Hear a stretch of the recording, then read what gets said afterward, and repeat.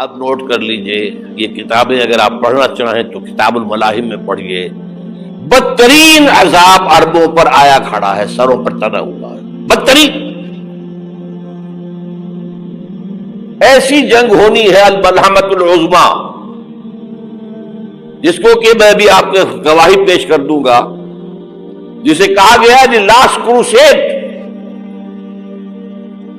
Bush نے بھی crusade کا لفظ بول دیا تھا، پھر واپس لیا اس نے۔ نکل جاتی ہے جس کے منہ سے سچی بات مستی میں، فقیہ مصلحت بین سے اور ہندے بادہ خار اچھا، کروسیڈ کہہ کر پھر واپس لیا۔ یہ کروسیڈ، اس کے اوپر جس قدر نقصان ہونا ہے عربوں کا، گریٹر اسرائیل بنے گا، یہ عراق، شام، اردن، سعودی عرب کا کچھ شمالی علاقہ، ترکی کا جنوبی علاقہ، مصر کا صحرائے سینا، اور اس کے ساتھ ہی جو بہترین اس کا زرخیز ترین علاقہ ڈیلٹا آف نائل، یہ سب یہودیوں کے قبضے میں جائے گا۔ اس کو حدیث میں کہا گیا الملحمۃ العظمیٰ۔ عیسائی 80 علم لے کر ہے مسلمانوں تم پر حملہ آور ہوں گے، اور ہر علم کے نیچے 12,000 فوج ہوگی، 9.5 لاکھ فوج۔ یہ نیٹو کی تیاری کس کے لیے ہو رہی ہے؟ جب یو ایس ایس آر کا خاتمہ ہوا تو پوچھا گیا تھا نیٹو چیف سے، اب کس لیے؟ تمہارا وہ دشمن تو ختم ہو گیا، اب ہمیں اسلامک فنڈامنٹلزم سے نمٹنا ہے۔ وہ جانتے ہیں خطرہ یہی ہے، اب اسلام ابھر سکتا ہے، مسلمانوں کے سینوں کے اندر وہ آگ ہے، اوپر خاکستر آ گیا ہے، تمہیں اٹھانا بیٹھنا، یہ اندر تو انگارہ ہے، اوپر سے راکھ ہے، اس سے دھوکہ نہ کھا جانا ان کے دلوں کے اندر۔ اور بش نے کہا تھا مسلمان چاہتے ہیں کہ ہسپانیہ سے لے کر انڈونیشیا تک نظام خلافت قائم کریں، اور میں حیران ہوا تھا کہ اس کمبخت کو ہسپانیہ کا خیال کیسے آ گیا؟ ہمیں تو کبھی آتا ہی نہیں، اب ہم تو بھول گئے، وہ تو 500 برس پرانی بات ہے، جبکہ وہاں سے ہمیں نکال دیا گیا تھا۔ اگرچہ اقبال نے کہا تھا ہے ارض فلسطین پہ یہودی کا اگر حق، ہسپانیہ پر حق نہیں کیوں اہل عرب کا؟ ہسپانیہ میں تو 800 سال حکومت کی مسلمانوں نے، اور ابھی 500 برس سے گزرے ہیں نا۔ یہودی تو ارض مقدس سے 2000 سال نکالے گئے، انہیں نہ کیا بات کیا گیا، عربوں کے سینے میں خنجر بھونک دیا گیا۔ وہ چھوٹا سا ملک جو چاہتا کرتا، کوئی پوچھنے والا نہیں۔ امریکہ جیسے اپنے بیٹے کی حفاظت کرے ویسے کرتا اس کی۔ اور حضور نے فرمایا ہے وہ جنگ جب ہوگی تو ایک باپ کے اگر 100 بیٹے ہوں گے تو 99 ختم ہو جائیں گے، ایک بچے گا۔ یہ حدیث ہے، حدیث ہے صحیح۔ اور آپ نے فرمایا ویل للعرب من شر قد اقترب، عربوں کے لیے ہلاکت ہے، عربوں کے لیے بربادی ہے اس شر سے جو قریب آ چکی۔ اور آج جس طرح انہوں نے ان کی تہذیب کو اختیار کر لیا ہے، دبئی جا کر دیکھیے، بدترین مغربی معاشرہ جو ہے وہ دبئی کے اندر ہم نے قائم کر کے دکھا دیا۔ اب سعودی عرب اس راستے پر بڑھ رہا ہے۔ اور اس کے بعد نمبر 2 پر جو ہے ہم پاکستانی ہیں، لیکن میں اس کے وہ پہلی بات جو کہہ رہا ہوں وہ تو یقینی ہے، اس میں تو احادیث صحیحہ موجود ہے۔ اگرچہ اس کے بعد پانسا پلٹے گا، پھر حضرت مہدی کا ظہور ہوگا، حضرت عیسیٰ کا نزول ہوگا، اور وہ گریٹر اسرائیل گریٹر گریو یارڈ بنے گا یہودیوں کا، ایک ایک یہودی قتل ہوگا اور دفن ہوگا۔ یہ بات میں ہونا ہے، میں پہلی بات پر کر رہا ہوں۔ وہ پانسا پلٹے گا جب پلٹے گا، ابھی جو سامنے ہے وہ کیا ہے؟ جس ملحمۃ العظمیٰ کہا حضور نے، جسے آرمیگیڈون کہتے ہیں عیسائی، आर्मगेडॉन की अगर कहीं जाकर आप देखेंगे, आप डिक्शनरी में मानी तो क्या लिखा है, a very big war which will be fought between the forces of evil and good before the end of this world. इस दुनिया के खात्मे से पहले खैर और शर की कुव्वतों के दरमियान बहुत बड़ी जंग होगी। अर्मगेदोन उसे कहते हैं अरबी में, और आर्मगेडॉन उसे कहते हैं अंग्रेजी के अंदर, और ये बाइबल की आखिरी किताब के अंदर है, जो इसमें कि मुकाशिफात यूहन्ना, रेवलेशंस ऑफ सेंट जॉन, ये तो मैं कह रहा हूं यकीन के साथ, और ज्यादा दूर नहीं है, आया चाहता है। इसलिए कि यहूदियों का और ईसाई जो कंजर्वेटिव्स है, न्यो कंजर्वेटिव्स, उनका 5 निकाती एजेंडा है मुत्तफक अलैह, जिसके तहत की ये जंग सलीबी शुरू की गई है। तो सुन लीजिए आप। आर्मगेडॉन नंबर 1, ग्रेटर इजराइल कायम हो जाना उसके नतीजे में नंबर 2, मस्जिद अक्सा और कुब्बतुस सगरा को गिराना नंबर 3, वहां थर्ड टेंपल, वो मस्जिद जो हजरत सुलेमान ने बनाई थी 1000 कब्ल मसीह में, फिर बर्बाद की थी नेबूकदनेस्सर ने, दोबारा बनाई गई, फिर दोबारा खत्म हुई 70 ईस्वी अब तक गिरी पड़ी है। उनका खाना काबा गिरा हुआ है 70 ईस्वी से लेकर आज तक। एक दीवार है वेलिंग वॉल, जहां जाते हैं, रोते हैं, पीटते हैं, मातम करते हैं, वहां वो बनेगा थर्ड टेंपल। और नंबर 4, उसमें लाकर रखा जाएगा तख्त हजरत दाऊद का।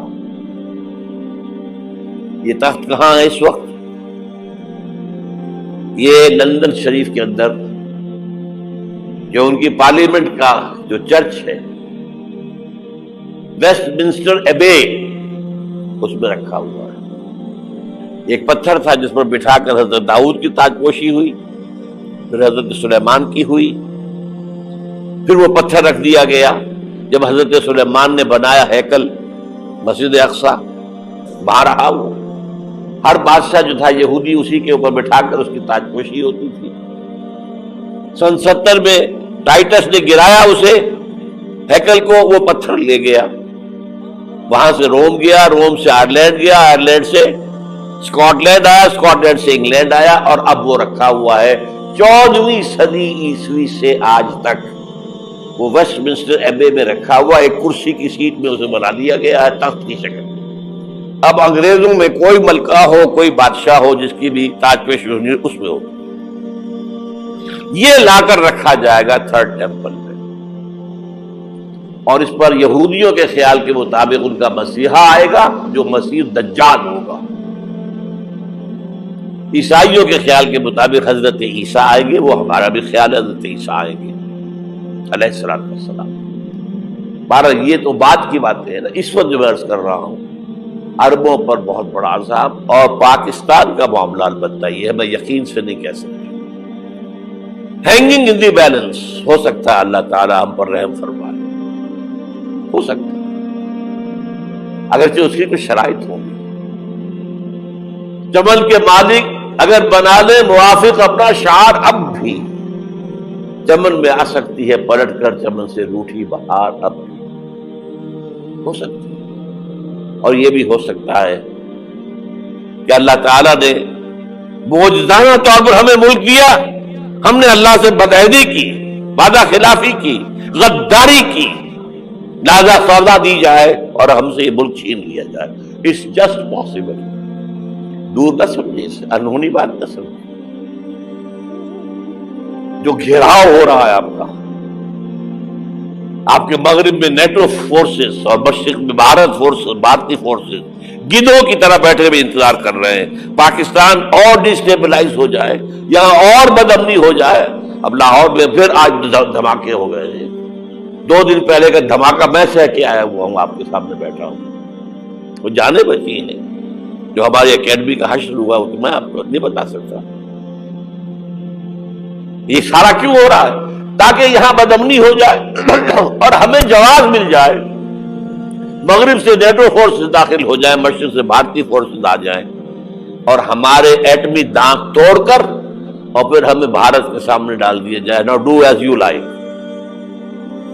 یہ ان کا نقشہ ہے. ہوگا کیا وہ اللہ جانتا ہے، ہوگا وہ جو اللہ چاہے. لیکن اللہ کا چاہنا جو ہے وہ کس پر منحصر ہے؟ یہاں انقلاب برپا کرو، یہاں اسلام لاؤ. اگر دھندوں میں لگے رہو گے تو وہ خود بخود نہیں آ جائے گا انقلاب. صحابہ نے جانیں دی تھی، کتنی تکلیفیں اٹھائی تھی.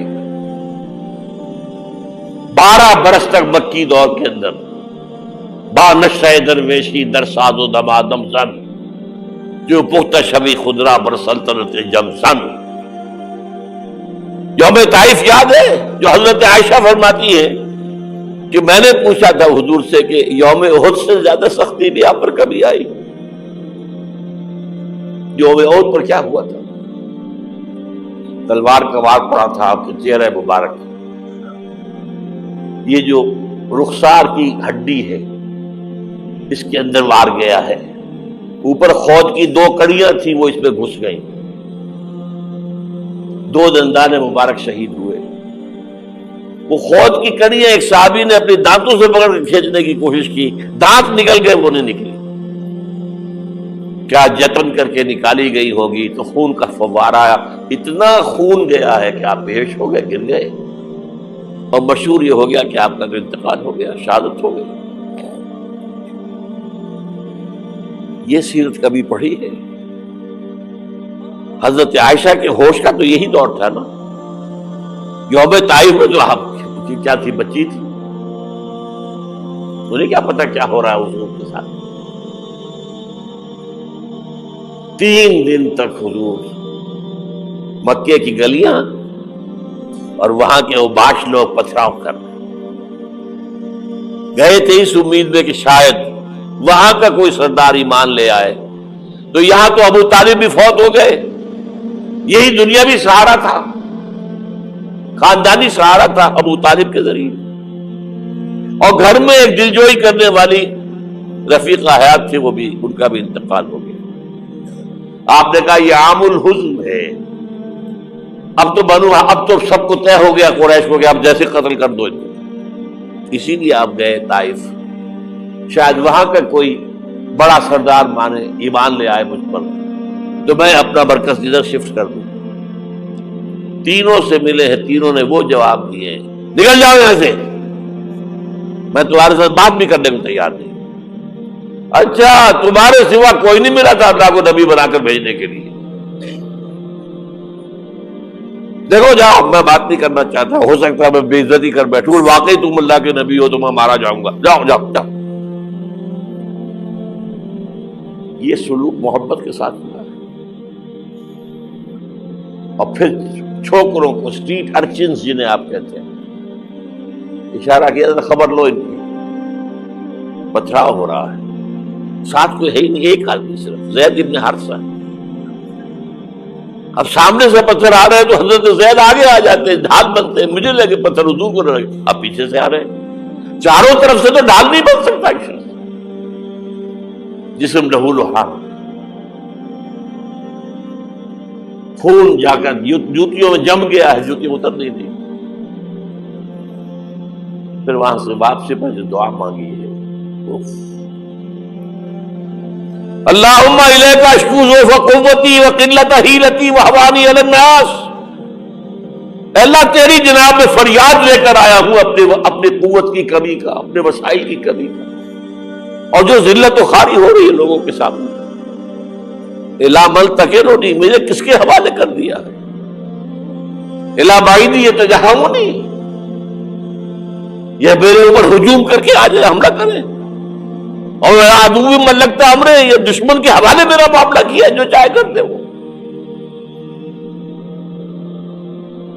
لیکن پھر عبدیت غالب آتی ہے. ان لم یکن علی غضبک فلا ابالی. اللہ اگر تو ناراض نہیں ہے تو مجھے کوئی پرواہ نہیں. سر تقدیم خم ہے جو مزاج یاد میں آئے. مجھے اندیشہ یہ ہے کہ تو ناراض تو نہیں ہوگی. یہ تکلیفیں جھیلی ہے. سینکڑوں صحابہ نے جانوں کا نذرانہ پیش کیا ہے. احزاب کی جنگ میں فاقوں پر فاقے ہو رہے تھے اور ان فاقوں کی حالت میں خندق کھودنے کا حکم ملا ہے. لوگوں کی کمریں دوہری ہو رہی ہیں. پتھر باندھے ہیں اپنے پیٹوں سے اپنے چادروں کے ساتھ کس کر قبر دوہری نہ ہو جائے. اور جب صحابہ کدالیں چلا رہے ہیں تو کیا کہہ رہے ہیں؟ نحن الذین بایعوا محمدا علی الجہاد ما بقینا ابدا اللہم لا عیش الا عیش الاخرہ. صحابہ کہتے تھے ہم وہ لوگ ہیں جنہوں نے محمد سے بیعت کی ہے کہ جہاد کرتے رہیں گے جب تک جان میں جان نکل جائے تو بات اور. جان ہے، چاہے ابھی بھوک سے کمر دوڑی ہوئی جا رہی، جان تو ہے. اور ایک دفعہ کہتے تھے اللہم لا عیش الا عیش الاخرہ، اے اللہ عیش زندگی تو آخرت کی زندگی ہے. اور حضور فرماتے تھے، حضور کے بیٹھے ہوئے نہیں تھے گاؤں تکیہ لگا کر، پتھر اٹھا اٹھا کر خندق میں سے لے جا کر باہر پھینک رہے تھے. جب صحابہ کہتے ہیں اللہم لا عیش الا عیش الاخرہ، حضور فرما رہے ہیں فاغفر الانصار والمہاجرہ، اے اللہ ان انصار اور مہاجرین کی مغفرت فرما دو. پھر حضور کی خدمت میں کچھ لوگ آئے، حضور اب یہ فاقہ ناقابل برداشت ہو گیا، دیکھیے ہم نے یہ پتھر باندھے ہوئے اپنے پیٹ کے ساتھ. حضور نے کرتا اٹھا کر دکھایا، وہاں 2 پتھر بندھے ہوئے. یہ ہے سیرت النبی. آپ کس چیز کو سیرت النبی سمجھتے ہیں؟ بہرحال اس موضوع پر میری ایک کتاب ہے منہج انقلاب نبوی. یہ انقلاب کیسے آیا تھا؟ اگر دل میں ذرا بھی آرزو پیدا ہو گئی ہو کہ اللہ قبول کر لے مجھے قبول کر لے اس کام کے لیے، تو وہ کتاب آپ کے لیے مست ہے.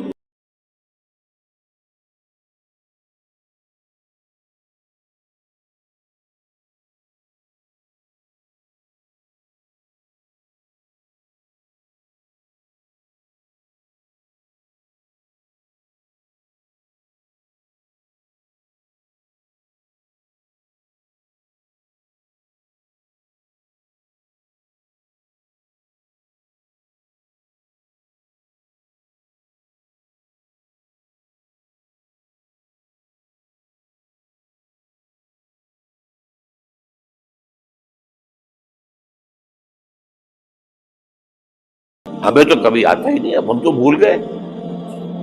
وہ تو 500 برس پرانی بات ہے جبکہ وہاں سے ہمیں نکال دیا گیا تھا. اگرچہ اقبال نے کہا تھا ہے ارض فلسطین پہ یہودی کا اگر حق، ہسپانیہ پر حق نہیں کیوں اہل عرب کا. ہسپانیہ میں تو 800 سال حکومت کی مسلمانوں نے، اور ابھی 500 برس سے گزرے ہیں نا. یہودی تو ارض مقدس سے 2000 سال نکالے گئے. انہیں لا کے آباد کیا گیا، عربوں کے سینے میں خنجر بھونک دیا گیا. وہ چھوٹا سا ملک جو چاہتا کرتا، کوئی پوچھنے والا نہیں. امریکہ جیسے اپنے بیٹے کی حفاظت کرے ویسے کرتا اس کی. اور حضور نے فرمایا ہے وہ جنگ جب ہوگی تو ایک باپ کے اگر 100 بیٹے ہوں گے تو 99 ختم ہو جائیں گے، ایک بچے گا. یہ حدیث ہے، حدیث ہے صحیح. اور آپ نے فرمایا ویل للعرب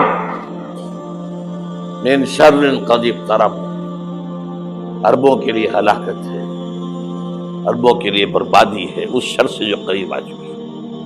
اور آج جس طرح انہوں نے ان کی تہذیب کو اختیار کر لیا ہے، دبئی جا کر دیکھیے، بدترین مغربی معاشرہ جو ہے وہ دبئی کے اندر ہم نے قائم کر کے دکھا دیا. اب سعودی عرب اس راستے پر بڑھ رہا ہے. اور اس کے بعد نمبر 2 پر جو ہے ہم پاکستانی ہیں. لیکن میں اس کے وہ پہلی بات جو کہہ رہا ہوں وہ تو یقینی ہے، اس میں تو احادیث صحیحہ موجود ہے. اگرچہ اس کے بعد پانسا پلٹے گا، پھر حضرت مہدی کا ظہور ہوگا، حضرت عیسیٰ کا نزول ہوگا، اور وہ گریٹر اسرائیل گریٹر گریو یارڈ بنے گا یہودیوں کا. ایک ایک یہودی قتل ہوگا، دفن ہوگا. یہ بات میں ہونا ہے، میں پہلی بات فرض کر رہا ہوں. وہ پانسا پلٹے گا جب پلٹے گا. ابھی جو سامنے ہے وہ کیا ہے؟ جس ملحمۃ العظمیٰ کہا حضور نے، جسے آرمگیڈون کہتے ہیں عیسائی. آرمگیڈون کی اگر کہیں جا کر آپ دیکھیں گے، آپ ڈکشنری میں مانی تو کیا لکھا ہے؟ A very big war which will be fought between the forces of evil and good before the end of this world.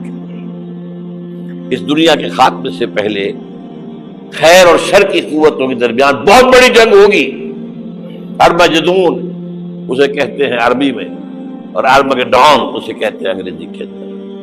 اور یہ بائبل کی آخری کتاب کے اندر ہے، جو اس میں کہ مکاشفات یوحنا، ریویلیشنز آف سینٹ جان. یہ تو میں کہہ رہا ہوں یقین کے ساتھ، اور زیادہ دور نہیں ہے، آیا چاہتا ہے.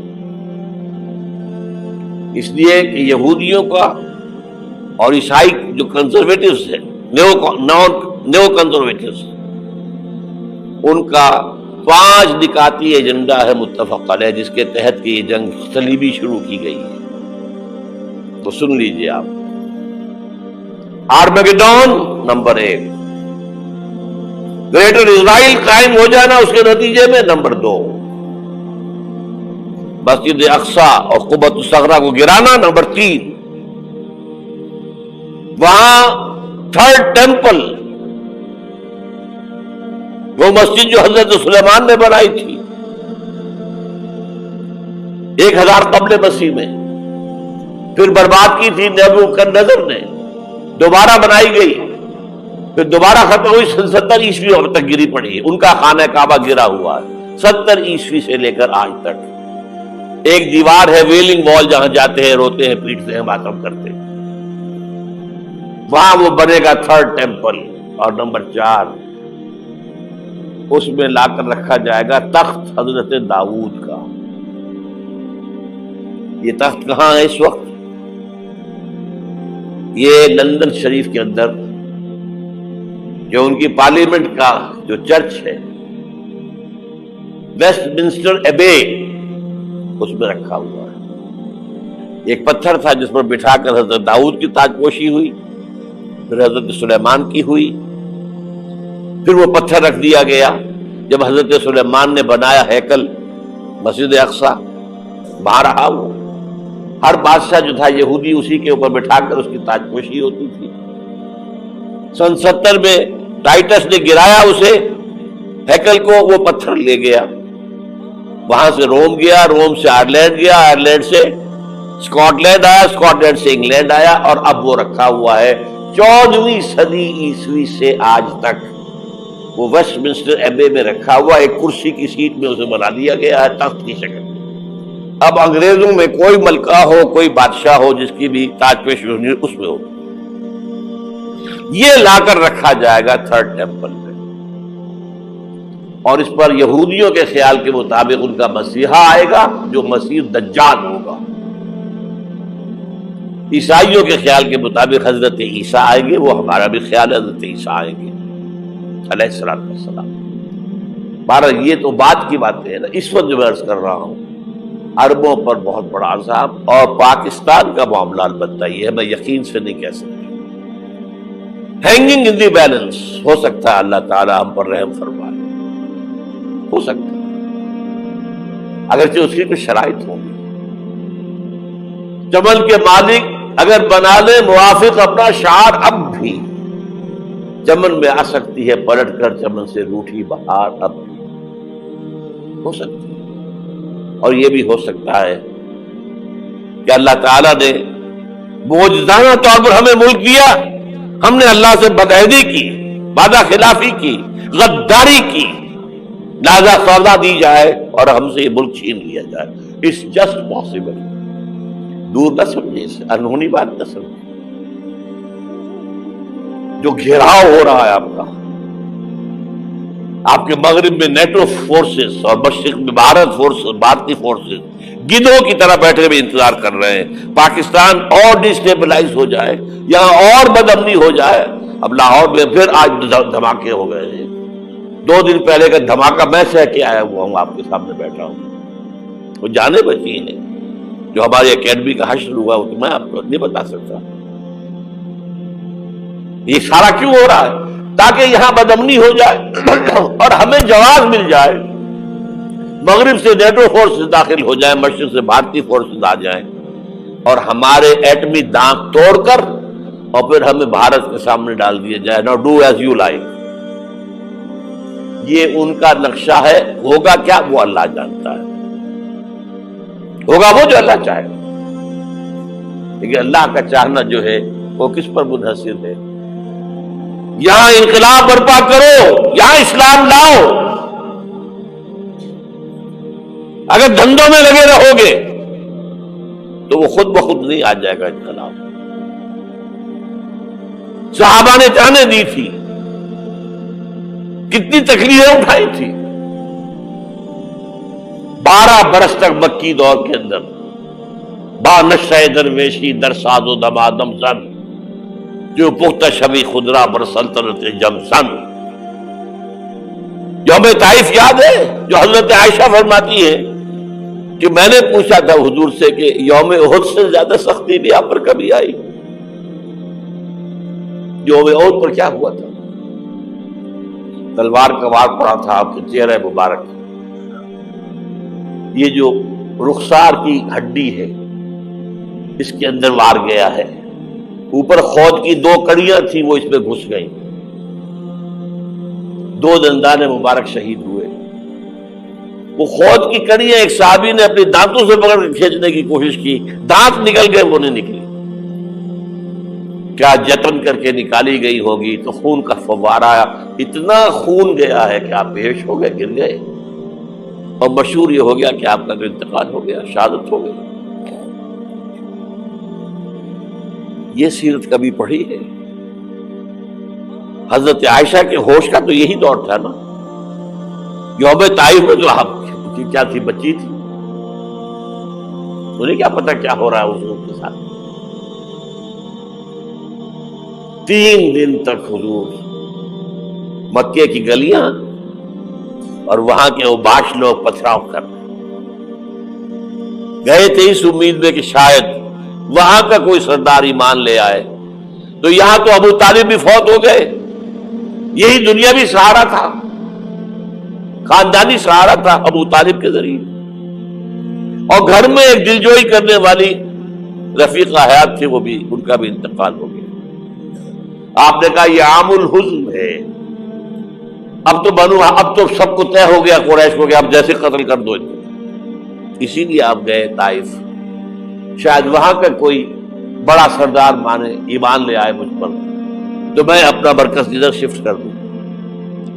تینوں سے ملے ہیں، تینوں نے وہ جواب دیے ہیں نکل جاؤ یہاں سے، میں تمہارے ساتھ بات بھی کرنے کو تیار نہیں.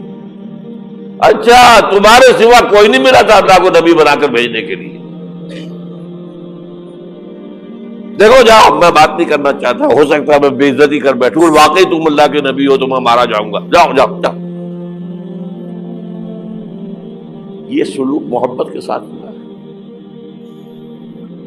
اور پھر چھوکروں کو، اسٹریٹ ارچنز جنہیں آپ کہتے ہیں، اشارہ کیا تھا خبر لو ان کی، پتھراؤ ہو رہا ہے. ساتھ کوئی ہے ہی نہیں، ایک آدمی صرف زید ابن حارثہ. اب سامنے سے پتھر آ رہے ہیں تو حضرت زید آگے آ جاتے ہیں، ڈھال بنتے ہیں، مجھے لگے پتھر حضور کو لگے، اب پیچھے سے آ رہے ہیں. چاروں طرف سے تو ڈھال نہیں بن سکتا.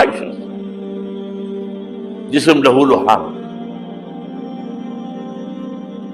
خون جا کر جوتیوں میں جم گیا ہے، جوتی اتر نہیں دی. پھر وہاں سے واپسی پر جو دعا مانگی ہے، اللہم الیک اشکو ضعف قوتی وقلت حیلتی وہوانی علی الناس اے اللہ تیری جناب میں فریاد لے کر آیا ہوں اپنی قوت کی کمی کا، اپنے وسائل کی کمی کا، اور جو ذلت و خواری ہو رہی ہے لوگوں کے سامنے، الا ملتقرنی، مجھے کس کے حوالے کر دیا ہے، الا بعیدی یتجہمنی، یہ میرے اوپر ہجوم کر کے آ جائے، حملہ کرے، اور عدو من لگتا امرے، یہ دشمن کے حوالے میرا معاملہ کیا، جو چاہے کرتے وہ۔ لیکن پھر ابدیت غالب آتی ہے، ان لم یکن علی غضبک فلا ابالی، اللہ اگر تو ناراض نہیں ہے تو مجھے کوئی پرواہ نہیں، سر تقسیم خم ہے جو مزاج یار میں آئے، مجھے اندیشہ یہ ہے کہ تو ناراض تو نہیں ہوگی۔ یہ تکلیفیں جھیلی ہے، سینکڑوں صحابہ نے جانوں کا نذرانہ پیش کیا ہے، احزاب کی جنگ میں فاقوں پر فاقے ہو رہے تھے، اور ان فاقوں کی حالت میں خندق کھودنے کا حکم ملا ہے، لوگوں کی کمریں دوہری ہو رہی ہیں، پتھر باندھے ہیں اپنے پیٹوں سے، اپنی چادروں کے ساتھ کس کر کمر دوہری نہ ہو جائے، اور جب صحابہ کدالیں چلا رہے ہیں تو کیا کہہ رہے ہیں؟ نحن الذین بایعوا محمدا علی الجہاد ما بقینا ابدا، اللہم لا عیش الا عیش الاخرہ۔ صحابہ کہتے تھے ہم وہ لوگ ہیں جنہوں نے محمد سے بیعت کی ہے کہ جہاد کرتے رہیں گے جب تک جان میں جان نکل جائے تو بات اور، جان ہے، چاہے ابھی بھوک سے کمر دوڑی ہوئی جا رہی، جان تو ہے۔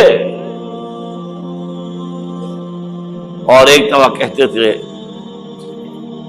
اللہم لا عیش الا عیش الاخرہ، اے اللہ عیش زندگی تو آخرت کی زندگی ہے۔ اور حضور فرماتے تھے، حضور کے بیٹھے ہوئے نہیں تھے گاؤں تکیہ لگا کر، پتھر اٹھا اٹھا کر خندق میں سے لے جا کے باہر پھینک رہے تھے۔ جب صحابہ کہتے ہیں اللہم لا عیش الا عیش الاخرہ، حضور فرما رہے ہیں فاغفر الانصار والمہاجرہ، اے اللہ ان انصار اور مہاجرین کی مغفرت فرما دے۔ پھر حضور کی خدمت میں کچھ لوگ آئے، حضور اب یہ فاقہ ناقابل برداشت ہو گیا، دیکھیے ہم نے یہ پتھر باندھے ہوئے اپنے پیٹ کے ساتھ۔ حضور نے کرتا اٹھا کر دکھایا، وہاں 2 پتھر بندھے ہوئے۔ یہ ہے سیرت النبی۔ آپ کس چیز کو سیرت النبی سمجھتے ہیں؟ بہرحال اس موضوع پر میری ایک کتاب ہے منہج انقلاب نبوی، یہ انقلاب کیسے آیا تھا۔ اگر دل میں ذرا بھی آرزو پیدا ہو گئی ہو کہ اللہ قبول کر لے مجھے قبول کر لے اس کام کے لیے، تو وہ کتاب آپ کے لیے مسٹ